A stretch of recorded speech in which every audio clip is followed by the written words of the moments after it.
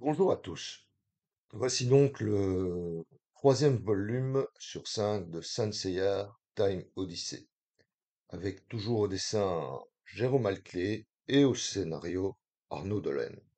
Toujours d'après l'œuvre de Masami Kurumada, la BD coûte 25 € et 35 € en collector, et toujours aux éditions Kana. Donc ce troisième volume, après avoir parlé du Phénix et d'Andromède, c'est au tour de Yoga, chevalier du cygne. Attention spoiler, donc Prométhée a été libéré de ses chaînes par Chronos, et il lui dira où se trouve le feu sacré en échange, et c'est là que commence notre histoire. Chronos enverra ses sbires pour aller le récupérer. L'histoire se passe tout juste après la victoire des chevaliers sur Poséidon. Les sbires de Chronos vont dans la région de Blougrad, à l'extérieur nord de la Sibérie orientale. Cette contrée est protégée par les Blue Warriors, les protecteurs du royaume. C'est là qu'apparaît Yoga, aidant Athéna à ramener l'urne possédant l'âme de Poséidon et voulant l'enfermer dans un endroit appelé Kitei, là où est enfermé Feu divin. Athéna ouvre le site fermé par son sceau, mais une fois à l'intérieur, les sbires de Chronos les attaqueront. Dans cette BD, on va parler bien sûr de yoga, mais aussi on va apprendre des choses sur le grand pop, la dernière guerre sainte, la guerre contre Poséidon donc, le chevalier du Verseau, mais aussi le chevalier des Gémeaux, Canon, et le retour du Phénix. Mais surtout, ce qu'est le feu divin. Je reviens un moment sur la dernière guerre sainte contre Poséidon. On apprend qu'elle aurait perdu ou serait sur le point de perdre, et c'est Prométhée qui lui aurait fourni le feu sacré pour forger les 88 armures pour sa nouvelle génération de chevaliers, et donc battre Poséidon. Quant à cette grotte, elle permet de faire un lien entre cette histoire et l'œuvre originale, car on sait maintenant où Athéna mettra l'urne de Poséidon. Mais aussi on sera sur l'armure du cygne le fait qu'elle ait toujours un peu cette teinte bleue. Athéna décide qu'il faut éteindre à tout prix le feu sacré. Peu de temps après, donc, le phénix fera son apparition, ainsi que Canon des Gémeaux. Rappelle que Canon travaillait pour Poséidon. Il comprit qu'il fut sauvé par Athéna, et donc il va rejoindre le clan d'Athéna, reprendra l'armure des Gémeaux et donc protégera Athéna après la guerre contre Poséidon. Cygnus poursuivra son chemin et affrontera Yukiona, la mort aux doigts de glace. Pour rappel, Cygnus a perdu son œil, ce qui prouve qu'on est bien après l'arc de Poséidon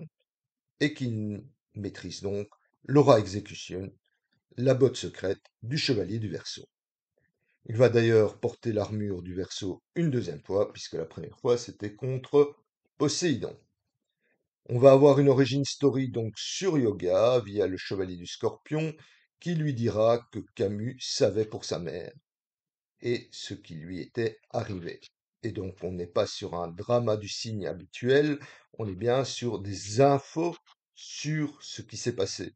Chronos voulant toujours le feu sacré va apprendre que pour l'avoir, il devra attendre la guerre contre Hadès, car les flammes de l'horloge sont les mêmes que le feu sacré. Du coup, il va demander l'aide d'Héphaïstos, le dieu forgeron. Entre-temps, Prométhée va trahir Chronos et se fera tuer par le général en chef de Chronos, Arctos. Et c'est ainsi que se terminera le troisième volume. Donc je suppose que le quatrième aura lieu, le Chevalier du Dragon, et sans doute le début de la guerre sainte, puisqu'il parle des horloges, là, et que ce quatrième volume devrait sortir, je pense, dans les parages de septembre-octobre, comme d'habitude. Je vous tiendrai donc au courant dès que je connaîtrai la date de ce quatrième volume. En attendant, donc on est là pour voir cette BD sur Yoga, donc toujours cette couverture en édition collector et la BD de l'autre côté. Nous sommes donc voilà sur ce collector, hein. Nous sommes Donc, ici sur yoga,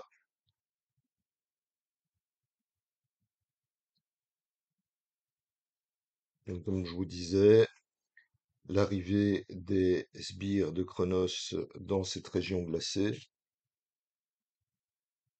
Ici, nous avons donc les Blue Warriors qui sont protecteurs du royaume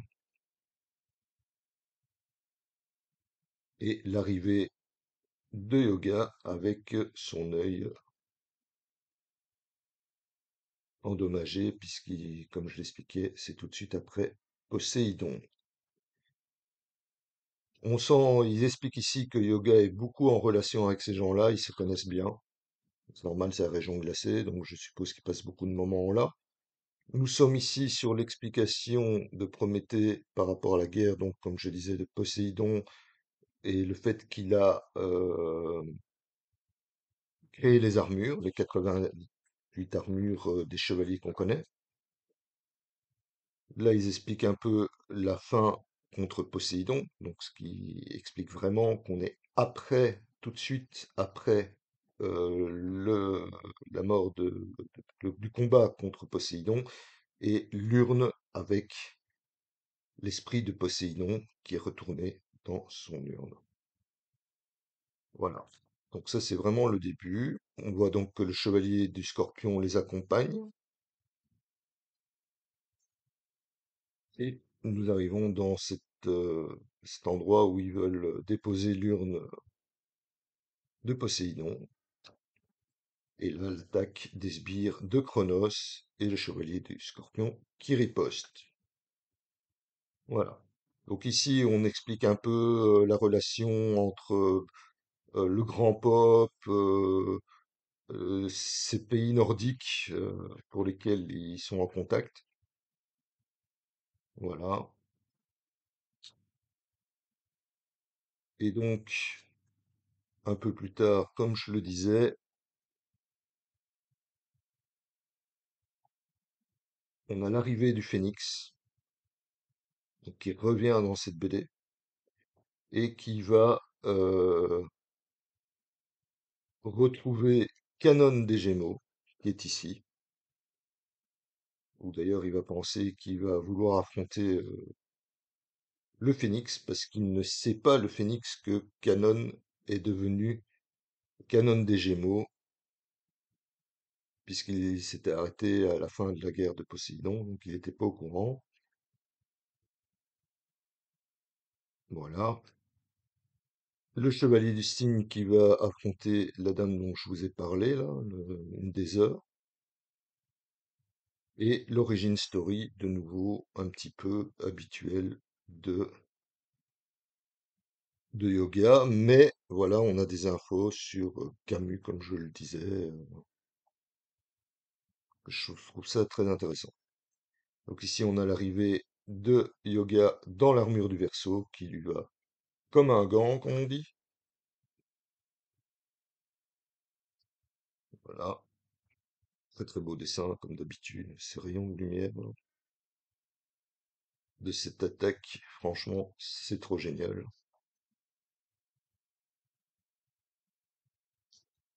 Ici, on est donc sur l'explication comment dire, donc du chevalier du Scorpion qui lui est au courant de ce qui s'est passé avec la mère de Yoga, et du coup, il lui explique un peu plus en détail. Voilà. Par contre, ce que je comprends pas, c'est pourquoi, par exemple, Yoga n'est pas devenu l'apprenti directement de Camus et est passé par son maître qu'il a eu. Je veux dire, quand on voit le dragon qui est quand même l'apprenti du chevalier d'or de la balance, pourquoi ici il n'aurait pas pu être directement l'apprenti de Camus? Mais pourquoi pas? C'est, voilà, peut-être qu'il voulait s'éloigner de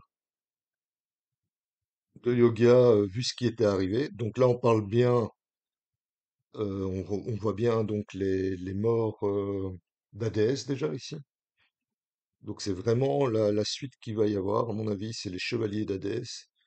Et donc là, on retrouve les Chevaliers d'Or décédés qu'on retrouve dans l'animé, dont le Chevalier du Bélier, là, qui est l'ancien grand Pop, tué par le Chevalier des Gémeaux.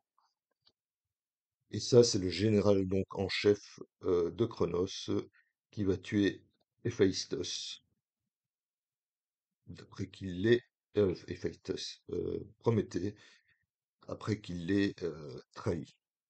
Voilà, donc là on est de nouveau sur des planches sur les armures.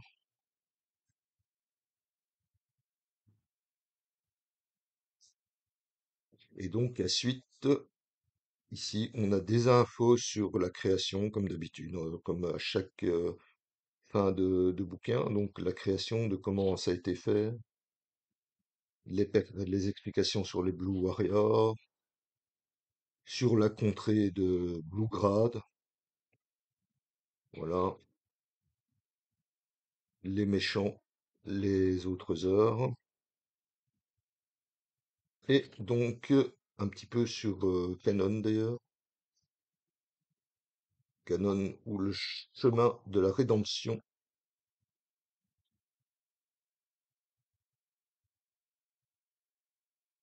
voilà. Donc de nouveau le chevalier du cygne, du coup un peu plus de planches aussi, et la légende du cygne au reflet bleu. Donc c'est là qu'on va apprendre un peu aussi pourquoi il a ces reflets bleus sur son armure du cygne.